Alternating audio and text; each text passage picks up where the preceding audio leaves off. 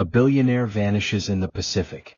A plane crashes, a body is never found, and an empire built on secrecy suddenly hangs in the balance. Was Larry Hillblom the victim of a tragic accident? Or did he orchestrate the greatest disappearance money could buy? This is the story of wealth, shadows, and questions that refuse to die. Larry Lee Hillblom's story begins in the most unassuming of places, a small agricultural town in California's Central Valley, where rows of vineyards stretched into the horizon and life moved at the deliberate pace of the seasons. Born on May 12, 1943 in Kingsburg, he entered the world in the middle of World War II, a time when the country's attention was fixed on distant battles and ration stamps. Kingsburg itself was a quiet town, heavily influenced by Swedish immigrants who had settled there generations earlier, and though his surname hinted at German ancestry, his upbringing was thoroughly Californian. His early environment bore none of the markers that would suggest a path to fortune. Yet in hindsight, certain traits were already visible in the boy who would later shape the global economy. Neighbors and classmates remembered Larry as curious and restless, with an intensity that seemed out of place in such a modest community. While many children were content to remain within the boundaries of Kingsburg's routines, church gatherings, high school sports, and family-owned farms, Larry looked beyond them. He displayed a fascination with machinery, airplanes, and anything that could move faster than the human body. Even as a child, he was drawn to the skies above the valley, staring at passing aircraft and wondering where they were headed. These were small hints of the restlessness that would follow him throughout his life, a refusal to accept the limitations of the world immediately around him. His family's circumstances were modest but stable. His mother, a homemaker, instilled discipline and a quiet resilience. His father worked tirelessly to provide, but opportunities were limited in Kingsburg. In this environment, Larry absorbed two seemingly contradictory lessons: the necessity of hard work and the yearning for something greater than what the town could offer. While his peers prepared to take over family farms or enter small-town trades, Larry's ambitions pulled him toward the wider world.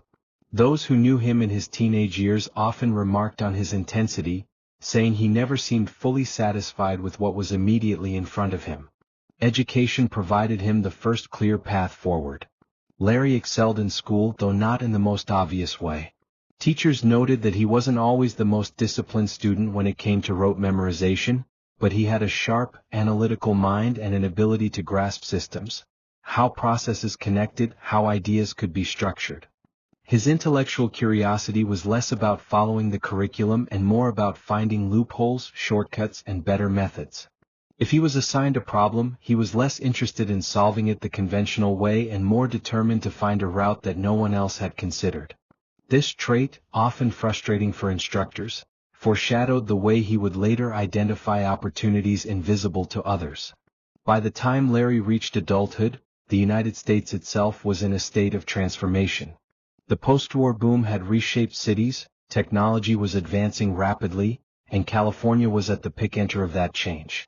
The San Francisco Bay Area, just a few hours from Kingsburg, was beginning to thrive as a hub of innovation, long before it became synonymous with Silicon Valley. To a young man restless in his hometown, the pull of that larger world was irresistible. Larry left Kingsburg to pursue higher education, eventually enrolling at the University of California, Berkeley, and later at the University of California, Hastings College of the Law in San Francisco. This move was more than geographic, it was cultural. From the quiet lanes of Kingsburg to the bustling streets of San Francisco in the 1960s, Larry found himself at the crossroads of protest movements, countercultural experimentation, and a shifting global order. Yet while many of his peers were swept into activism or the arts, Larry remained focused on structure and opportunity. Law school, with its emphasis on rules, contracts, and the architecture of power, fascinated him. He was not drawn to the courtroom drama of litigation, but to the less visible mechanics of business and regulation. In hindsight, this choice of focus was critical. The skills he sharpened in those years, understanding how systems moved money, documents, and authority, would form the foundation of his empire. What makes this period of Larry's life striking is not only his academic success but also his instinct for practical application. He did not see education as a pursuit for its own sake. He saw it as a toolkit. At Hastings he took on odd jobs to support himself, one of which would alter his trajectory forever. Running errands for local banks, shuttling documents between offices. To most law students this was menial work, tedious, low-paying, and disconnected from ambition. But to Larry the task exposed a problem hiding in plain sight. International business was accelerating, but the infrastructure for moving paperwork, the lifeblood of contracts, customs declarations and trade, was outdated and painfully slow. Cargo could move faster than the documents authorizing it. The world was globalizing, but its paperwork was trapped in bottlenecks. In the early 1960s, few recognized the severity of this problem. Banks and corporations accepted delays as unavoidable. But Larry's restless curiosity and outsider's perspective made him see what others did not. Inefficiency was not inevitable, it was an opportunity. His childhood instincts, questioning limits, searching for alternative routes, suddenly had a field of application. He realized that if someone could move documents across borders faster than the traditional systems allowed, entire industries could be transformed. It is worth pausing here to consider how unlikely this trajectory was. From Kingsburg, a town of fewer than 5,000 people, Larry Lee Hillblom emerged into a world stage that no one around him could have imagined. His peers were settling into agricultural routines, starting families and inheriting modest plots of land. Larry, by contrast, was preparing to reshape international commerce.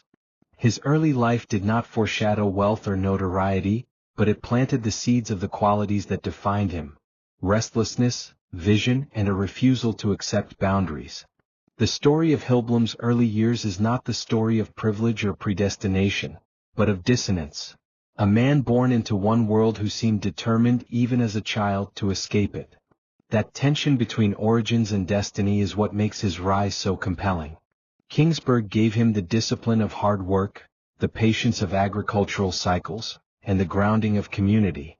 But it also gave him something else: the desire to leave, to move faster, to see beyond.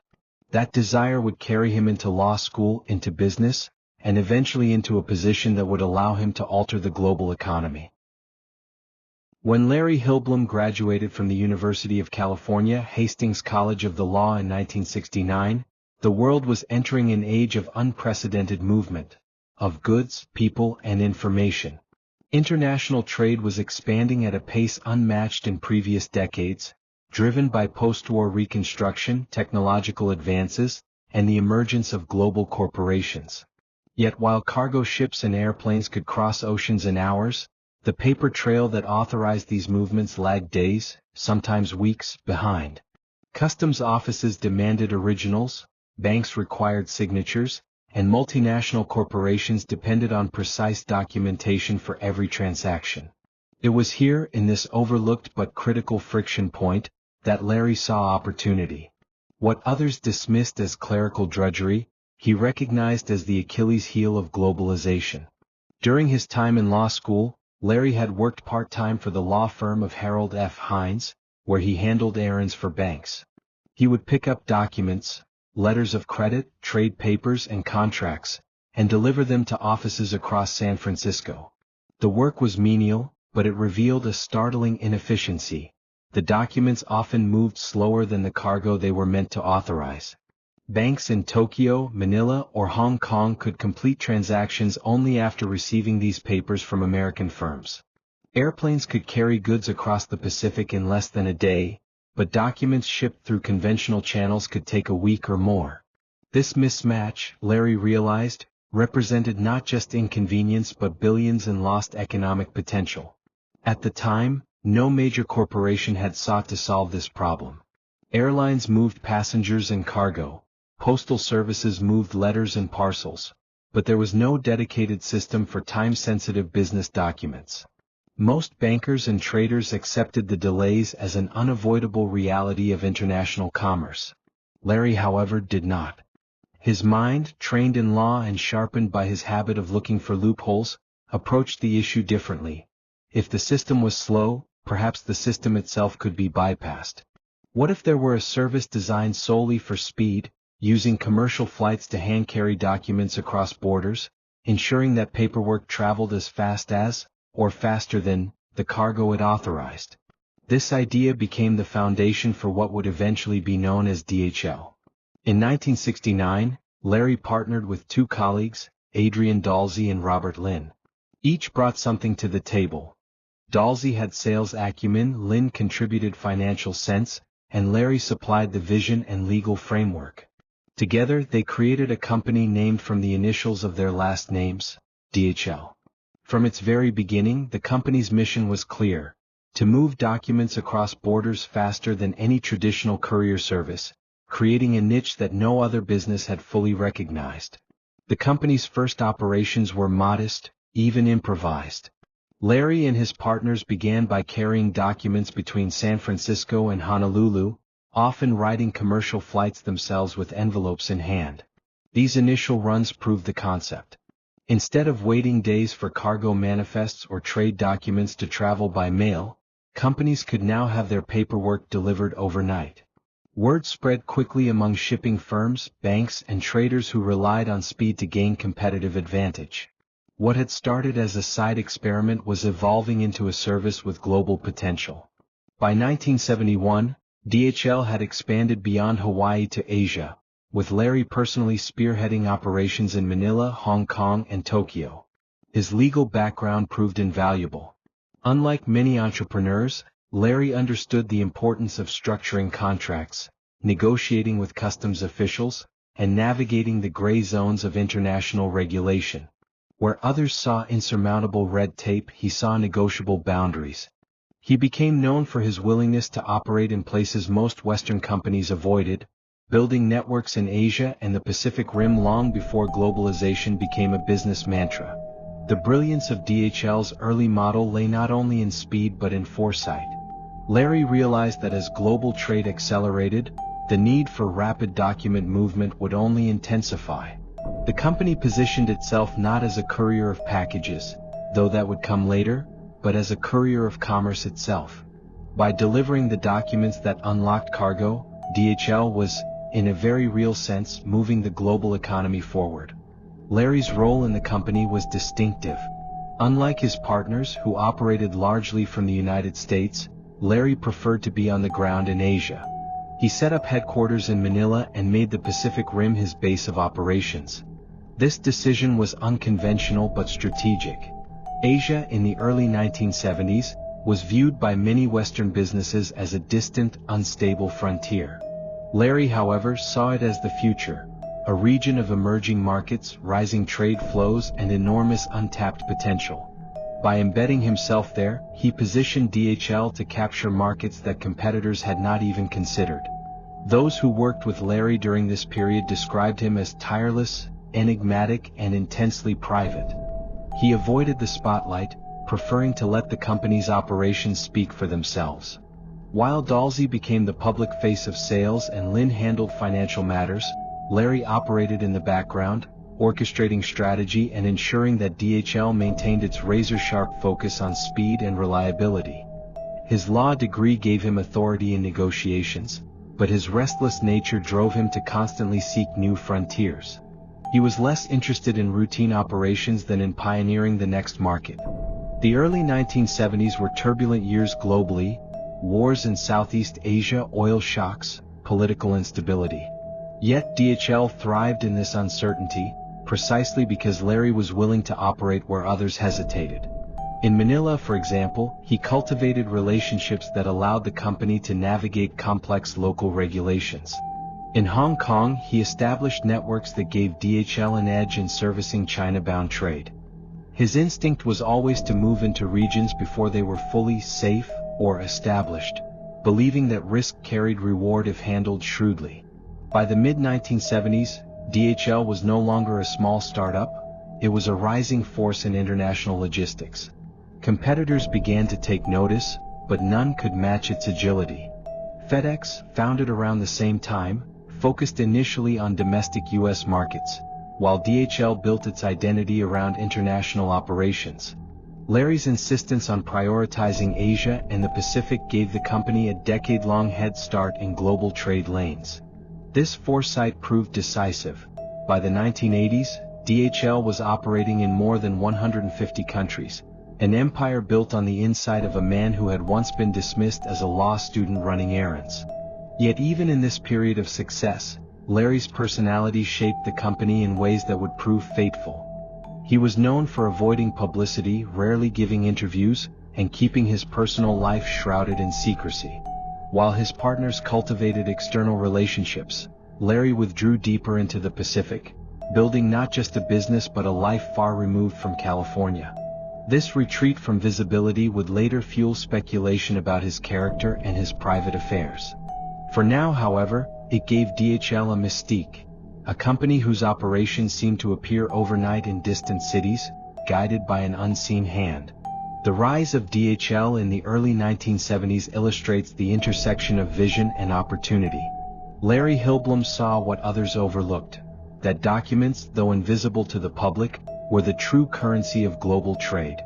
By accelerating their movement, he did more than build a company, he helped accelerate globalization itself.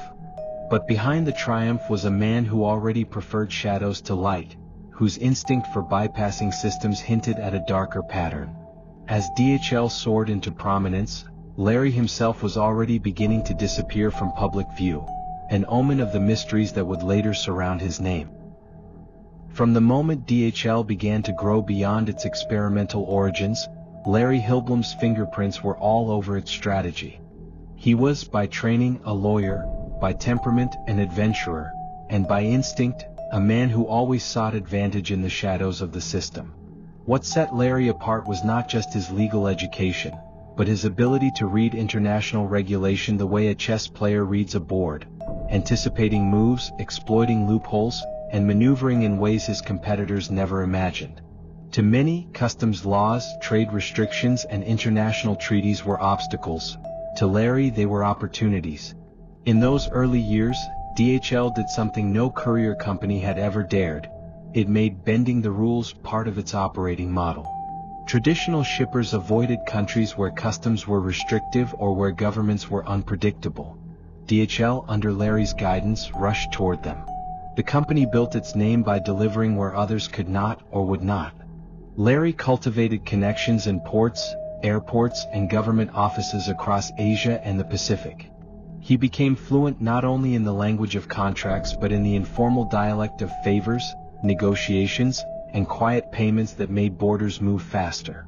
Larry's genius lay in seeing the legal gray zones. For example, while most companies respected the letter of customs laws, Larry noticed that documents often existed in a category separate from cargo. Cargo was taxed, inspected, and delayed. But documents, under many treaties, were treated as communications rather than goods. That distinction allowed DHL to bypass lengthy inspections and deliver paperwork directly into the hands of banks and corporations abroad. It was a subtle shift, but one that carved out an entirely new industry. Others were bound by red tape. Larry cut through it, legally enough to survive but creatively enough to stay ahead. By embedding himself in Asia, Larry also absorbed the rhythm of places that most Western businessmen saw only from hotel windows. Manila became his adopted home, and from there he built networks across the Pacific Rim. He was not a conventional expatriate, living behind gates and spending weekends at social clubs. Larry spent time in local courts, business offices, and even street markets, learning how power actually moved in these societies. That immersion gave DHL an edge. While U.S. competitors waited for safe conditions, DHL was already entrenched, using Larry's knowledge of law and culture to make operations possible where others dared not tread. This strategy was not without controversy. Former employees have recalled that Larry operated in a constant state of negotiation with local authorities, sometimes pushing the limits of what was permitted, sometimes quietly paying to grease the wheels. He was never reckless, but he was never rigid either. His view was that bureaucracy was negotiable, that what mattered was results. And in a global economy desperate for speed, his clients didn't ask how DHL delivered, they only cared that it did. As DHL expanded through the 1970s, Larry's role evolved into something more than legal strategist. He became the architect of the company's culture, a culture defined by improvisation, audacity, and a willingness to take risks. Unlike corporations that grew slowly, layering bureaucracy over bureaucracy, DHL thrived on speed not only in its deliveries but in its decisions. New routes were opened in weeks, not years. Negotiations were done in days, not months. Larry's restless energy drove this tempo. He was always searching for the next frontier, the next gap in the system to exploit. What's striking looking back is how much DHL's global dominance traces directly to Larry's personal philosophy. He believed that barriers existed to be challenged. If a country imposed regulations, DHL would find the exceptions. If a competitor followed protocol, DHL would take the back door. This philosophy mirrored Larry himself. Elusive, unconventional, always sidestepping expectations. The company became in many ways an extension of his personality, fast, daring, and a little mysterious. But for all his brilliance, Larry was already beginning to withdraw from the kind of life most successful entrepreneurs embraced. While his partners, Adrian Dalsey and Robert Lynn, enjoyed the financial rewards and public recognition of DHL's rise, Larry avoided the spotlight. He rarely gave interviews, refused most photographs, and often disappeared for weeks at a time, surfacing in Manila, Hong Kong, or some remote Pacific island. Associates described him as charismatic but distant, generous yet private, a man who preferred solitude to celebration. This retreat from publicity was deliberate. Larry believed that visibility invited scrutiny, and scrutiny invited constraints. He wanted freedom to operate DHL without corporate bureaucracy dictating every move, and freedom to live his personal life without explanation. His colleagues respected this, even if they didn't fully understand it. Larry became the ghost founder, known inside the company but largely invisible to the outside world.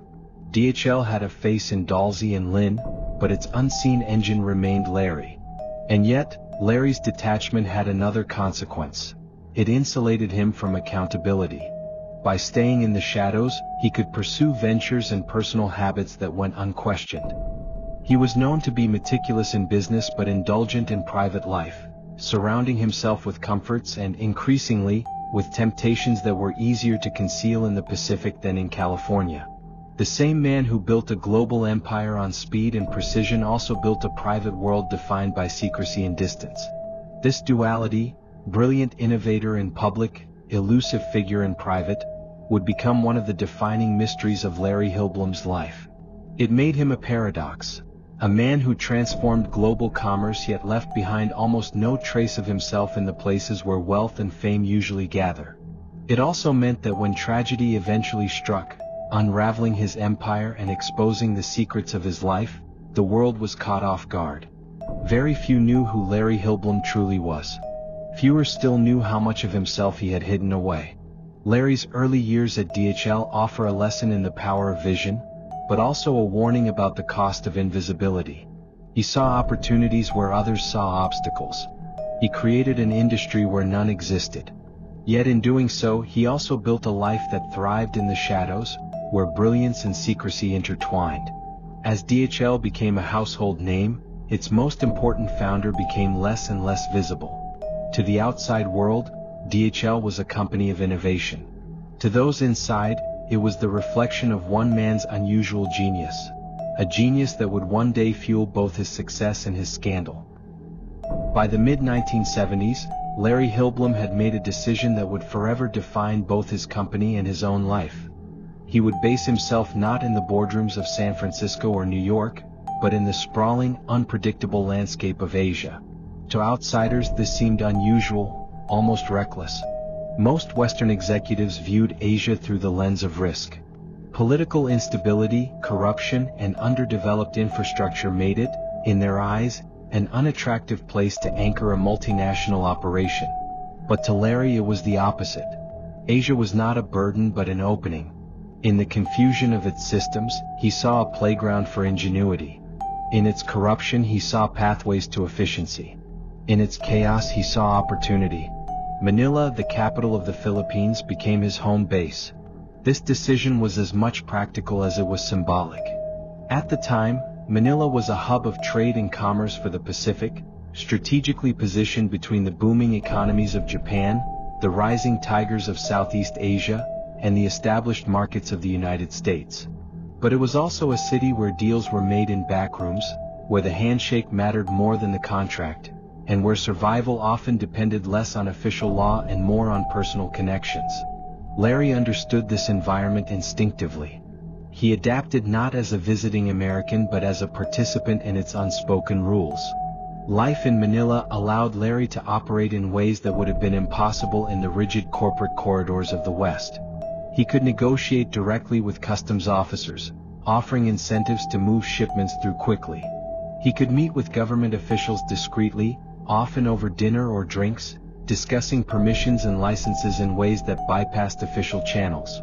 To Larry, this wasn't corruption in the moralistic sense, it was adaptation, a way of making business work in a world that did not follow Western playbooks. And the results spoke for themselves.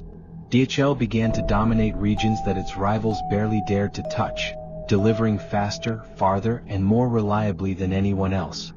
But Larry's immersion went beyond business. He began to live as though Manila itself was a permanent extension of his office. He rarely returned to California.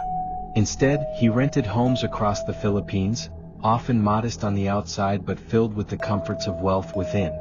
He hired local staff not just for work but for companionship, cultivating an inner circle of drivers, assistants, and confidants who helped him navigate the city's labyrinth of bureaucracy and street-level politics. He was a foreigner by passport but increasingly a local by lifestyle, blending into the rhythm of the Philippines with a quiet intensity. This decision to root himself in Asia gave DHL a remarkable advantage.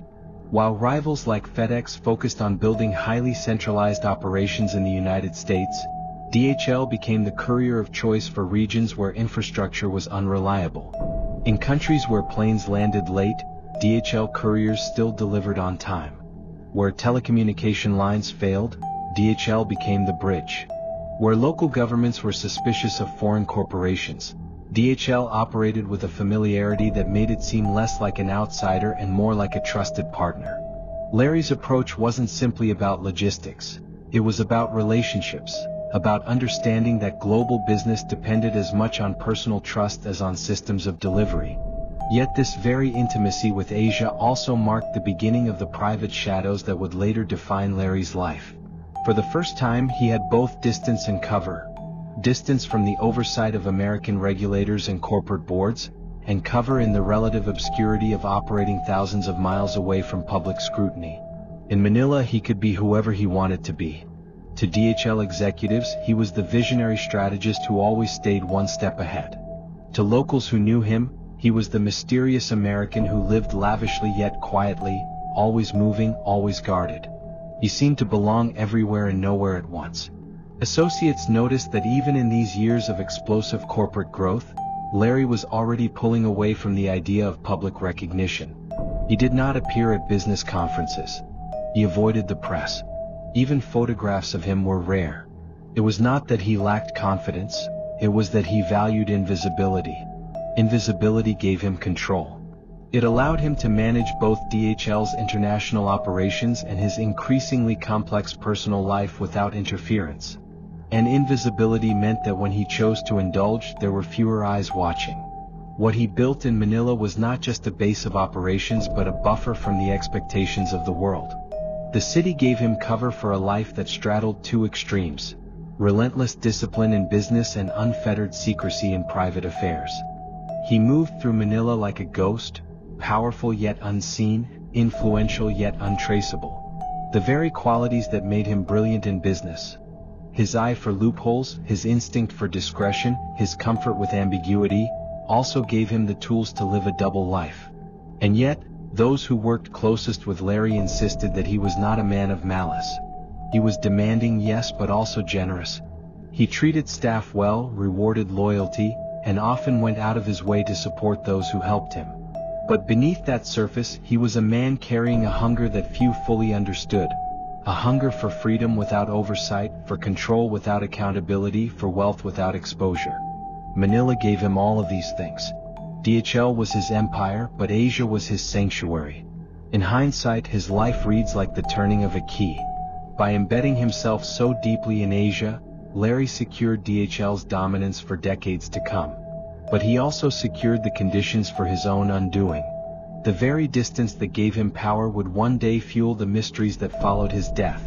The secret children, the contested estate, the questions about who Larry Hillblom really was. Manila was not just a home. It was the first stage of his disappearing act. As Larry Hillblom's wealth and influence grew, so too did the rumors about the darker corners of his life.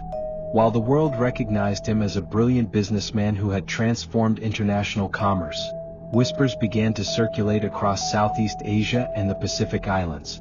Rumors that suggested his personal conduct was far from exemplary. It started quietly, as local gossip often does. Tales of young women seeking him out, of secret excursions to remote locations, of relationships that were both hidden and troubling. At first, these were dismissed as the exaggerations of small communities reacting to an enigmatic foreigner. But over time, patterns emerged, and those patterns began to paint a far more disturbing picture. Hillblom's affinity for secrecy, which had served him so well in business, now created an impenetrable shroud around his private life. Unlike other wealthy expatriates who flaunted their fortune, he remained largely invisible, moving from villa to villa, island to island, with minimal oversight. This autonomy allowed him to pursue desires that, in more regulated environments, would have faced immediate scrutiny. Reports from those who encountered him painted a man who was charming, persuasive, and meticulous in his approach. Someone who could gain trust quickly and exploit it just as efficiently. The combination of charisma and discretion made him nearly untouchable. By the early 1990s, a pattern began to surface. Accounts from several Southeast Asian countries suggested that Hillblom maintained a series of relationships with women who were, in some cases, far younger than the law allowed. Local investigators later revealed that some of these relationships were exploitative, taking advantage of vulnerable populations in ways that were shielded from oversight by both local and international authorities. Hillblom's wealth and influence created a protective barrier. What might have been reported or punished in another context went largely unchallenged. What made these allegations particularly chilling was the systematic nature of his behavior. Multiple sources indicated that Hillblom's excursions across the Pacific were carefully planned, almost ritualistic. He traveled with precision, choosing locations where oversight was minimal, and often selecting young women from isolated areas who lacked the resources or knowledge to resist or report him. It was a pattern repeated across islands, countries, and communities, a pattern that only became visible when the cumulative accounts were examined collectively. To the outside world, Hillblom remained the enigmatic billionaire, the DHL co-founder whose innovations were reshaping trade. Yet behind the facade of genius and enterprise, a far darker narrative was unfolding. Hillblom's retreat from public life facilitated these actions. While Dalsey and Lin managed the public face of DHL, Larry became increasingly distant, living on islands where legal enforcement was limited and reporting mechanisms were weak. His homes, often lavish but secluded, provided both comfort and concealment. Villa after villa became a temporary haven, each strategically chosen to maximize privacy and minimize interference. Staff and assistants were carefully selected, trained to follow instructions without question, and in some cases complicit, knowingly or unknowingly, in maintaining the secrecy that would shield him. The consequences of these actions would not remain hidden indefinitely. Over time, women came forward to assert their claims, revealing the scope of Hillblom's behavior. These accounts ranged from allegations of statutory violations to claims of fathering children in multiple countries. It became apparent that Hillblom's lifestyle, while superficially glamorous and adventurous, carried a human cost that extended far beyond the usual risks associated with wealth and privilege. These revelations would later fuel one of the most complex and contentious inheritance disputes in modern history. What made the unfolding narrative even more complex was the interplay between geography, law, and social norms. In many of the countries where Hillblom operated, local laws regarding age of consent, paternity, and inheritance differed dramatically from those in the United States. The isolation of certain islands and the lack of regulatory enforcement created an environment where misconduct could occur with minimal risk of immediate consequence. Yet the very same legal inconsistencies would, after his disappearance, become the foundation for lawsuits, DNA testing, and battles over his estate. Hillblom's deliberate maneuvering during life had inadvertently set the stage for one of the most high-profile posthumous investigations of its kind. At the same time, Hillblom's public persona continued to obscure these private activities. To international business circles, he remained the visionary who had pioneered global logistics. To DHL employees, he was the brilliant strategist who had anticipated the globalization of commerce decades before competitors. And yet, for every deal closed, every route established, and every empire-building decision made, there existed a hidden ledger of human stories that would later demand reckoning. The juxtaposition of public brilliance and private depravity created a tension that would define the final chapters of his life, and the years that followed his disappearance. Examining this period in documentary terms, one sees a man whose intelligence and audacity extended beyond business. Larry Hillblom operated like a master chess player, always thinking several moves ahead, anticipating not only corporate challenges but also societal blind spots. The same skills that allowed him to exploit inefficiencies in international logistics were applied to evade scrutiny in his personal life. He created layers of control, invisibility, and protection that ensured his actions were rarely challenged. And yet, as later court cases would show, no amount of planning could entirely erase the consequences of choices made in isolation, far from public view. By the mid-1990s, the contrast between Hillblom's empire and his personal life had never been starker. DHL had become a symbol of global efficiency, an indispensable partner in commerce spanning continents. Larry Hillblom, the architect of that empire, had vanished from the public eye, living quietly, or as quietly as his indulgences allowed, on the islands of the Pacific. The stage was set for a convergence of events that would expose secrets, provoke international legal battles, and challenge perceptions of morality, justice, and wealth. What had been hidden behind exotic locales, private residences, and the allure of billionaire charisma was about to enter the harsh light of scrutiny. Hillblom's life serves as a stark reminder that the outward appearance of success and brilliance can obscure deeply troubling realities. The man who revolutionized global trade did so with a combination of vision, daring, and intelligence. Yet, behind the doors of his secluded homes and distant offices, actions were being taken that would later disrupt lives, create international legal controversies, and leave an enduring stain on his legacy. It is here, in the shadow of achievement and secrecy, that the story of Larry Lee Hillblom takes its most unsettling turn, a turn that would set the stage for both tragedy and revelation. In 1993, a dramatic shift occurred in Larry Hillblom's life, one that would blur the line between calculated risk and mortal danger. Hillblom, an accomplished aviator with a fascination for vintage aircraft, was piloting his personal seaplane near Saipan, a remote island in the northern Mariana Islands chain. Aviation had always been more than a hobby for him. It was an extension of his personality, daring, precise, and self-reliant. Flying offered both freedom and control, a way to navigate space in ways that mirrored the control he exercised over his business ventures.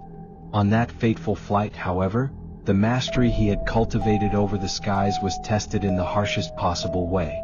Accounts of the crash reveal a sequence of events that seemed at once sudden and inevitable. Hillblom's seaplane, navigating the waters near Pagan Island, encountered conditions that would challenge even the most experienced pilots.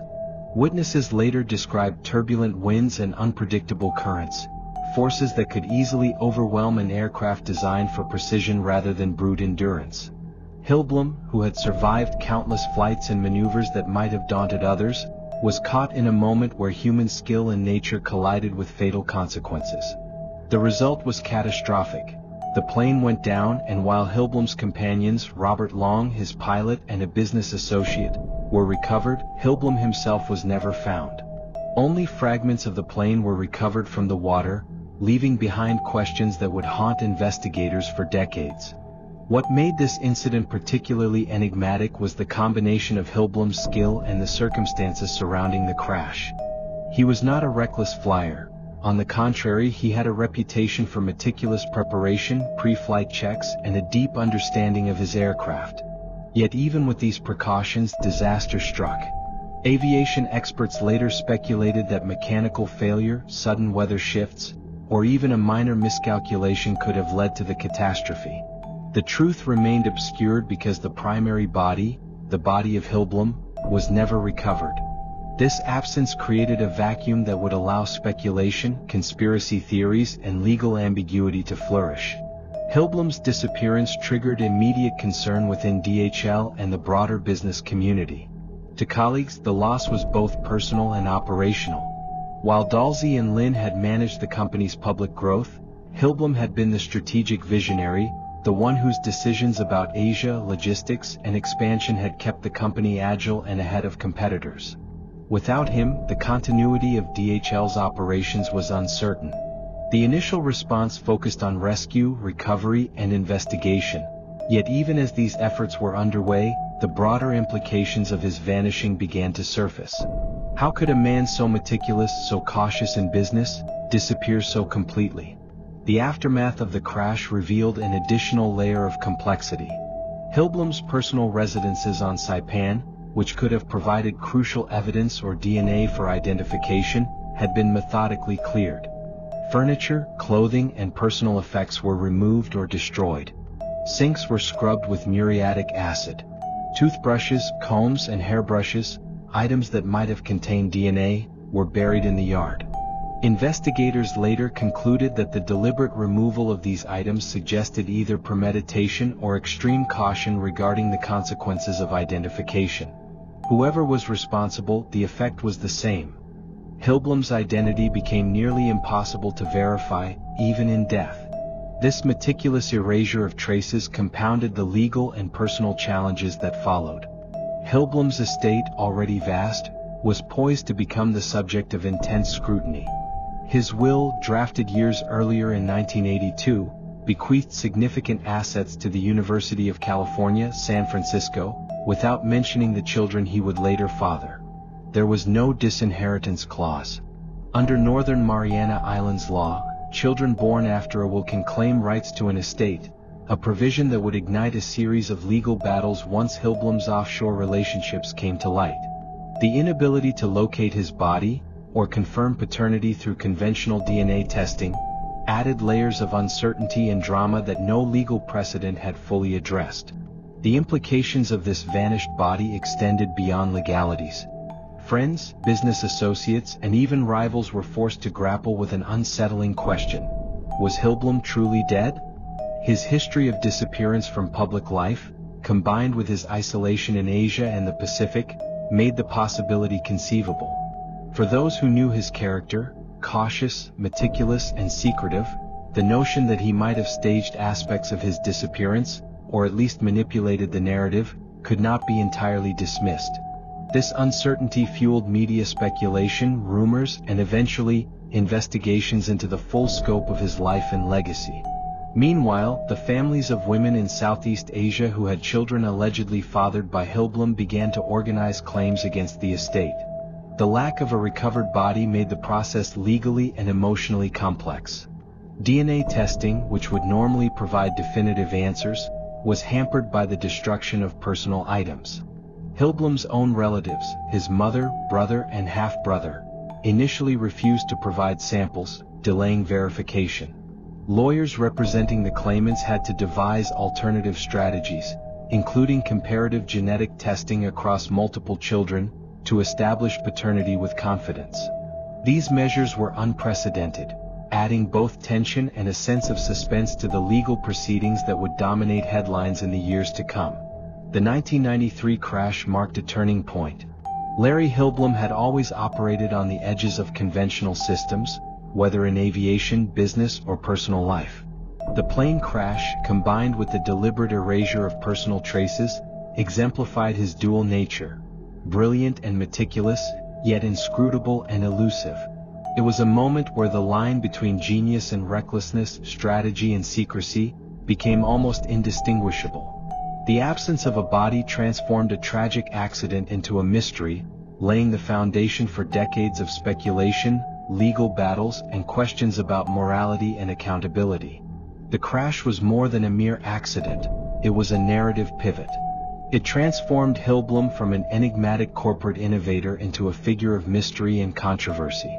Investigators, journalists, and legal authorities would struggle for years to reconstruct his final movements, his intentions, and the full scope of his private life.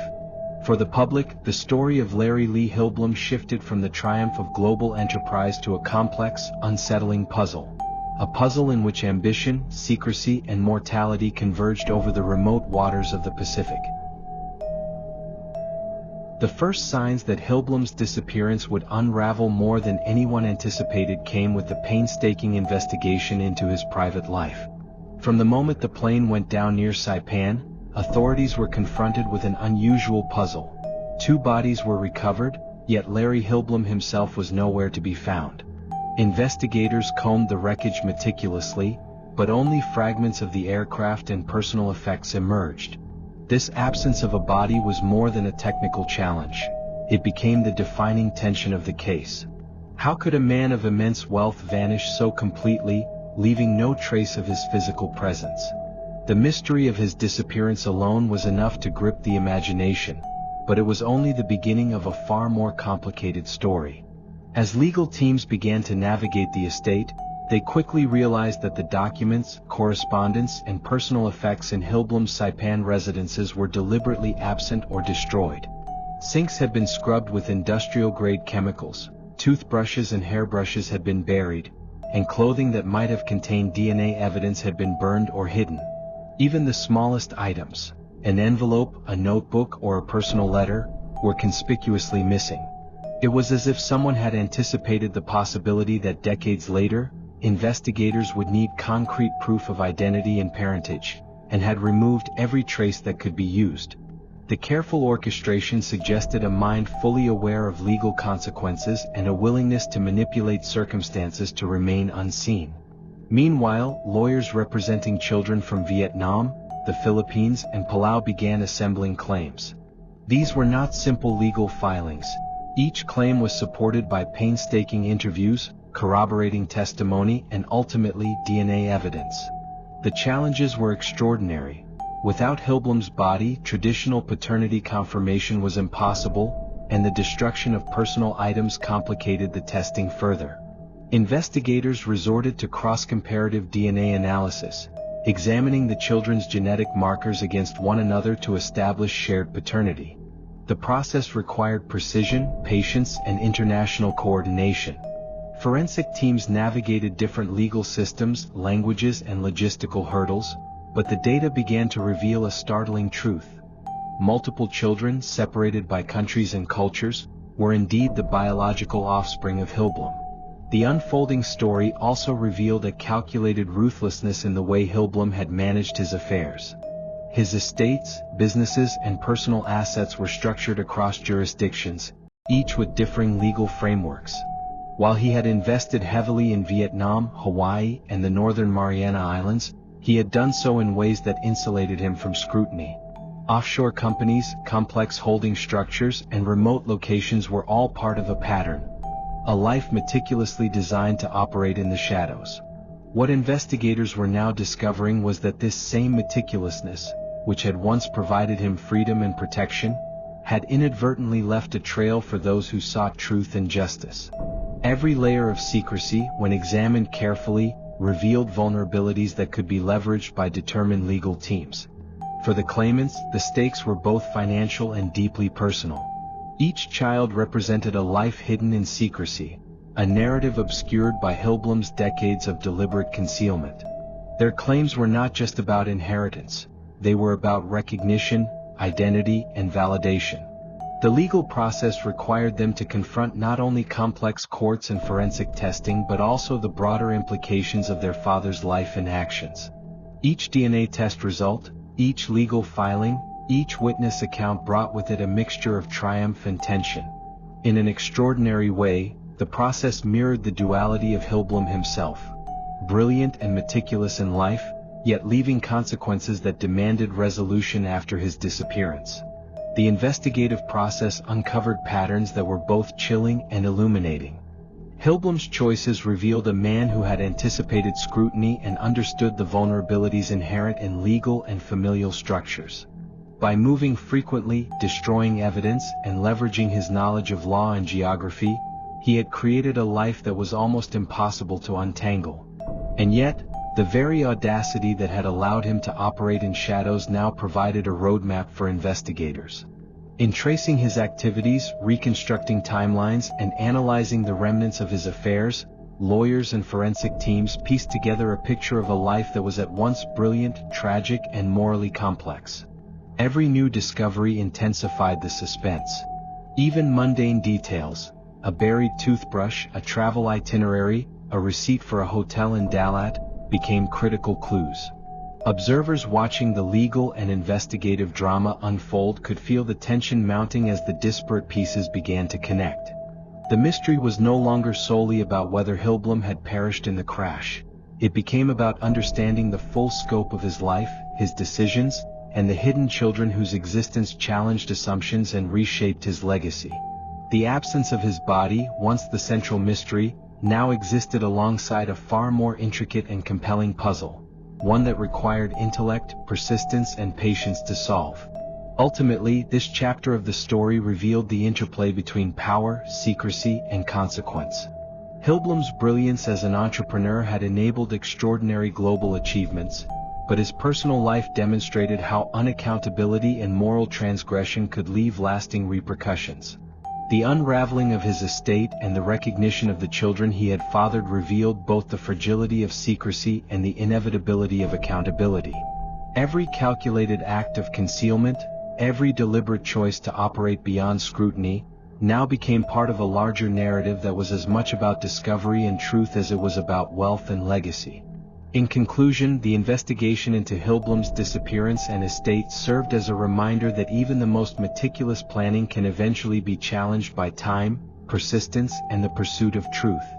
The missing body, destroyed evidence, and international legal battles created a suspenseful, layered narrative where every revelation brought new questions and every success uncovered additional complexity. The story remained a tension-filled journey, demonstrating that in the life of Larry Lee Hillblom, brilliance, audacity, and secrecy could coexist with moral ambiguity and lasting consequences.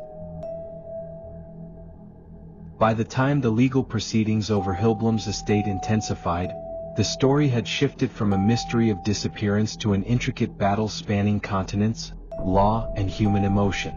The initial shock of the missing billionaire had given way to the painstaking work of uncovering hidden children, reconstructing relationships, and navigating complex inheritance laws in the northern Mariana Islands. For investigators and lawyers, every step forward required careful attention to detail, a deep understanding of international legal frameworks, and the patience to pursue leads that could span thousands of miles and decades. The challenges were extraordinary, and the stakes could not have been higher. The first breakthrough came when a team of investigators began to compare the DNA of multiple claimants. Children from Vietnam, the Philippines, and Palau were at the center of this analysis. With no physical remains to test directly, the team relied on comparative markers, looking for shared genetic sequences that could definitively establish paternity. Each sample, each test, was a piece of the puzzle that, when combined, formed an increasingly clear picture of Hillblom's private life. The methodology was rigorous, requiring multiple layers of confirmation and cross-referencing to avoid false conclusions. This was not simply science, it was a meticulous effort to untangle decades of secrecy. The process revealed patterns that were both shocking and inevitable. Hillblom had fathered children across the Pacific, often in circumstances that were ethically, morally, and legally fraught. These revelations forced the courts and the public to confront uncomfortable truths about his personal conduct. It became apparent that Hillblom's wealth and mobility had created a form of protection from immediate accountability, yet the same circumstances now facilitated a painstaking reconstruction of events.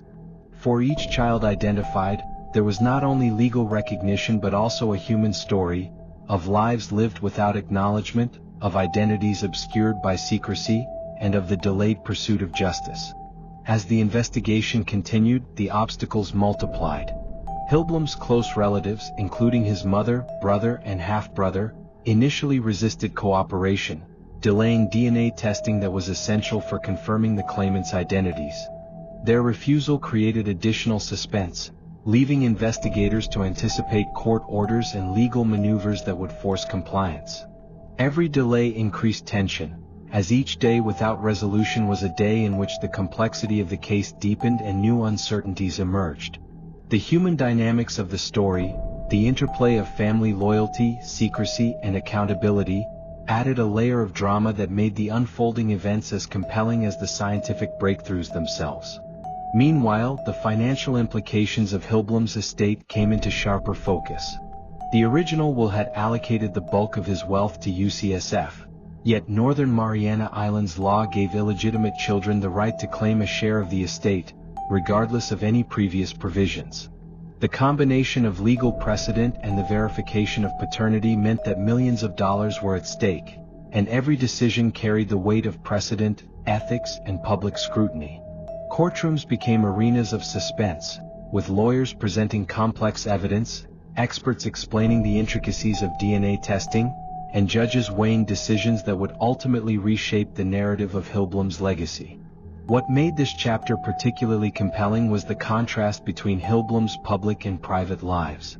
To the world, he remained a visionary businessman whose innovations had transformed international logistics and corporate strategy. In his private life, however, the layers of secrecy, the deliberate concealment of relationships, and the calculated management of his personal assets revealed a man operating in the shadows.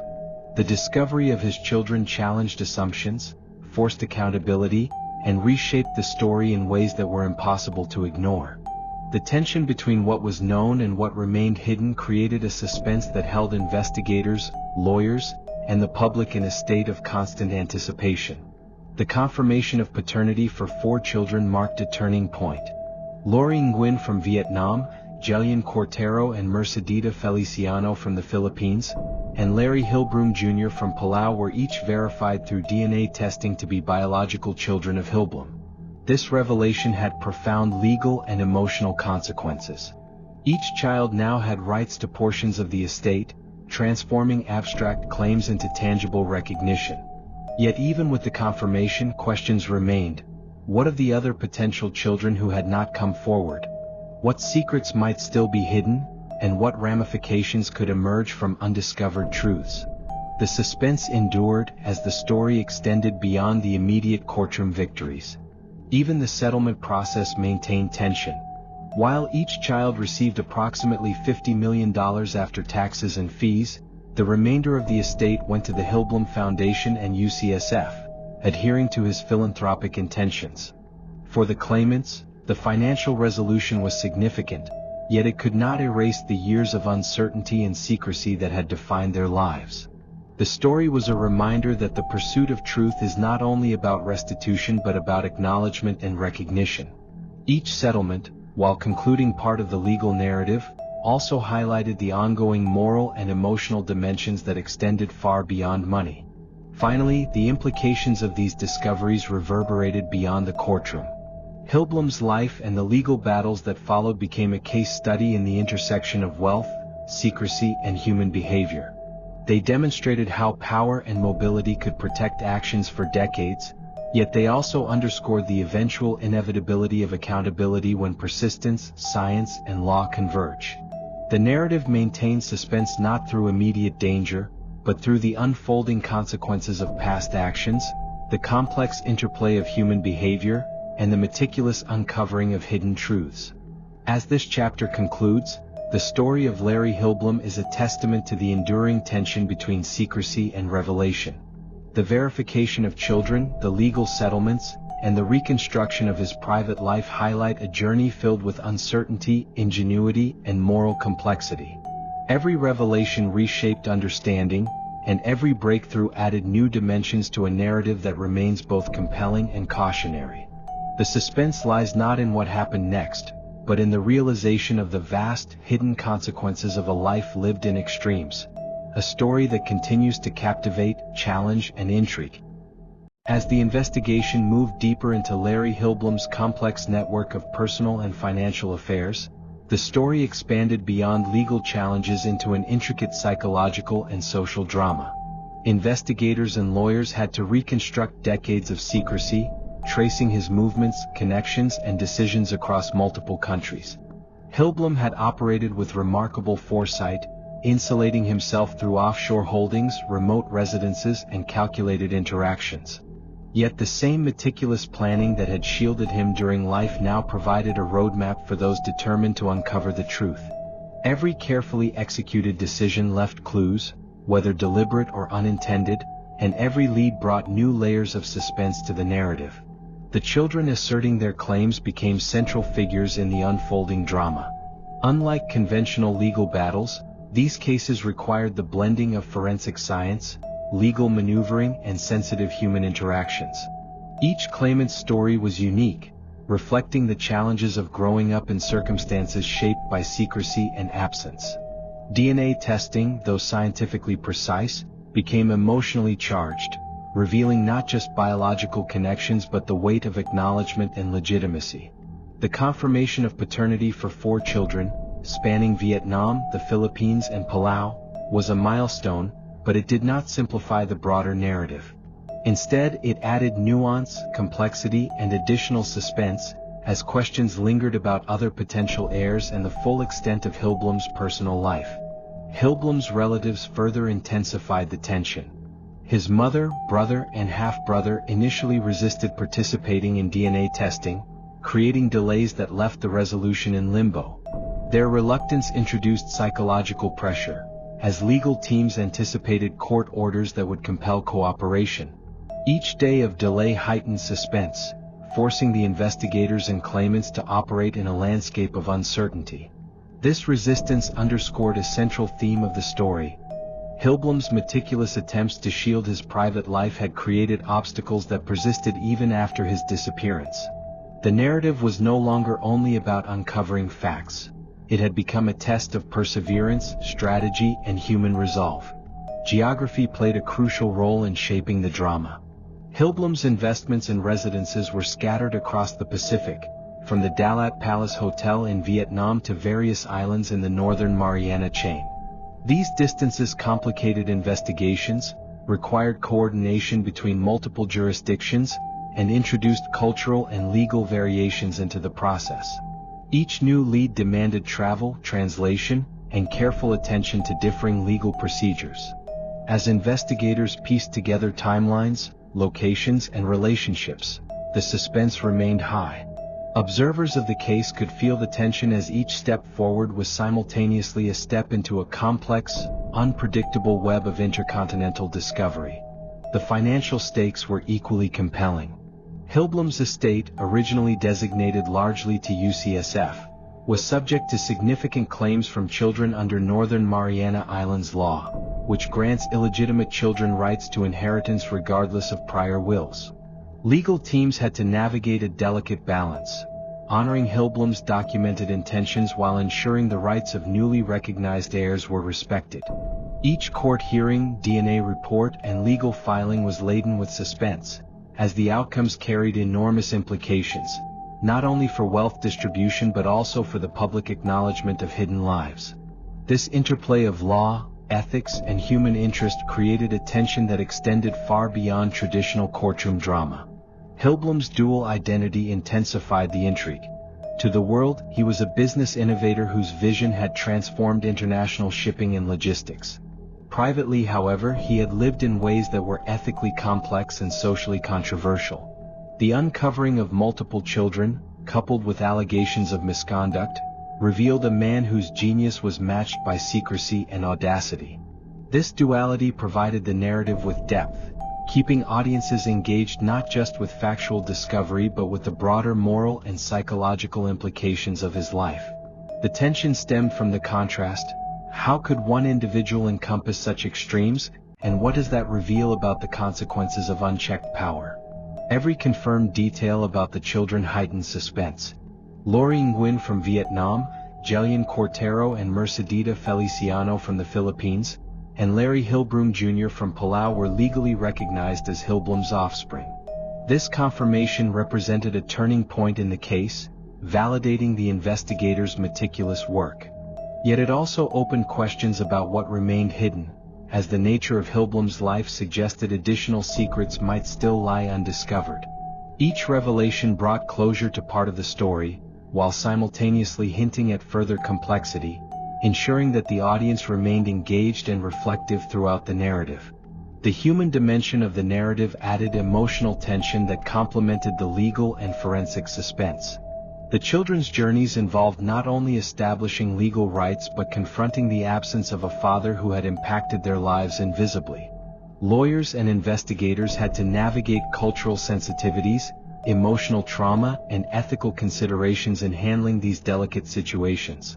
Every step forward carried both triumph and tension, illustrating how the consequences of Hillblom's life extended far beyond monetary value and into deeply personal realms. The suspense here was not derived from physical danger, but from the unfolding emotional and moral implications that rippled across decades and continents.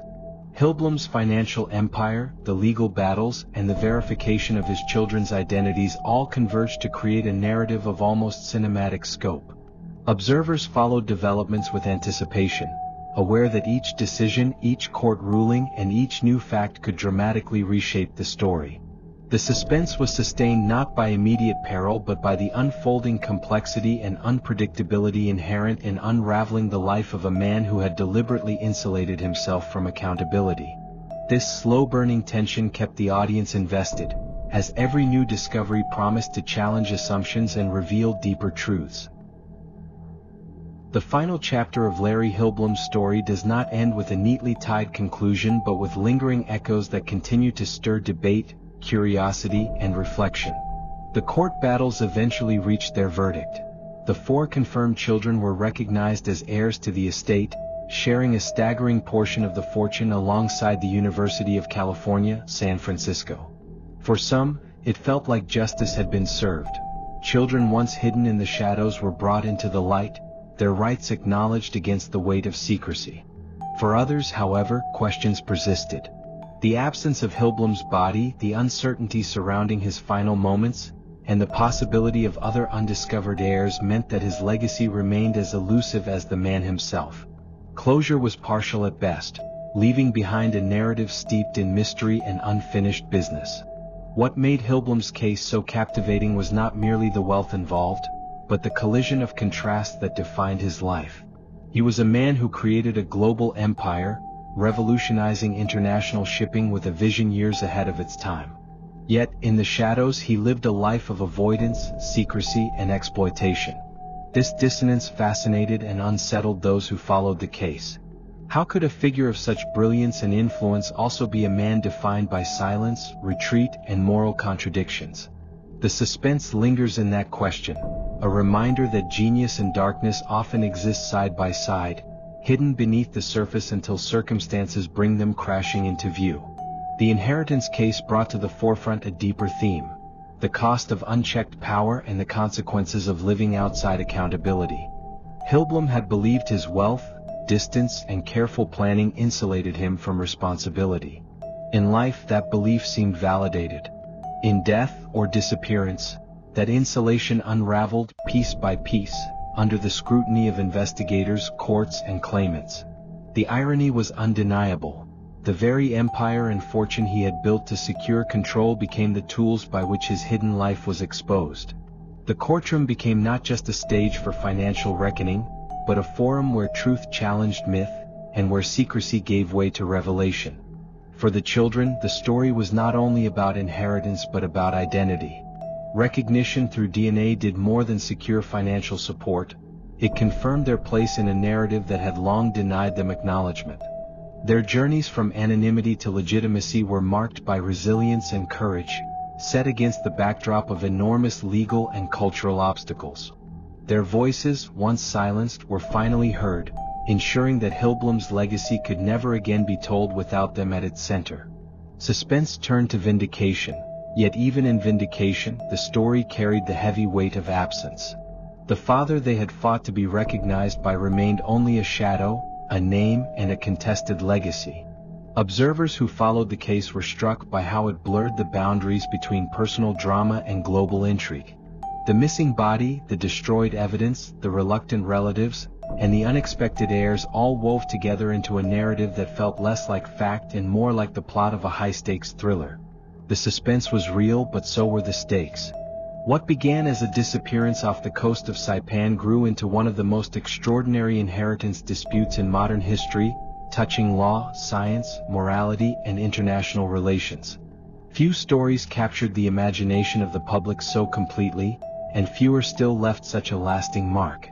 The estate settlement marked a legal conclusion, but the story's cultural and psychological resonance has never truly ended. Hillblom's name lives on not only through the fortune distributed to heirs and institutions but through the enduring questions his life and disappearance raised. Did he survive the crash and vanish intentionally? Were there more children still hidden, living in silence, waiting for acknowledgement? What does his double life reveal about the hidden costs of power, wealth, and influence? These questions continue to echo, ensuring that suspense is not confined to the past but remains active in the present. In the years that followed, documentaries, books, and investigations have revisited Hillblom's story, each attempting to unravel the lingering mysteries. Each retelling renews the tension, as audiences once again confront the paradox of a man who built global connections yet chose personal disconnection. The absence of definitive answers keeps the narrative alive, ensuring that Larry Hillblom remains more than a historical figure. He is a symbol of ambition untempered by responsibility, brilliance shadowed by secrecy, and wealth intertwined with moral compromise. The suspense of his story does not fade because it is not solely about what happened. It is about what may still remain hidden. And that is perhaps the most enduring element of Hillblom's legacy, the unknown. The Pacific waters that swallowed the plane may also conceal truths that will never surface. The documents destroyed by loyal staff may have contained answers we will never read. The lives touched by his secrecy may still hold stories untold. The suspense lingers in those silences, in the gaps that no investigator, no lawyer, and no DNA test can fully fill. As this chapter closes, we are left with a portrait of a man whose disappearance ignited one of the most gripping inheritance disputes of all time. A man who reshaped industries yet left his personal life in ruins. A man whose absence forced the world to confront uncomfortable truths about power, secrecy, and legacy. In the end, the story of Larry Hillblom is not just about fortune. It is about the fragility of control, the resilience of truth, and the haunting persistence of mystery. Wealth, secrecy, and unanswered questions. Was Larry Hillblom truly lost in that crash, or was it a vanishing act? Share your theory in the comments, hit like if this story kept you hooked, and subscribe so you never miss the mysteries lurking in the shadows. Share this video with others who search for answers, and together we'll keep uncovering the truths left unsolved.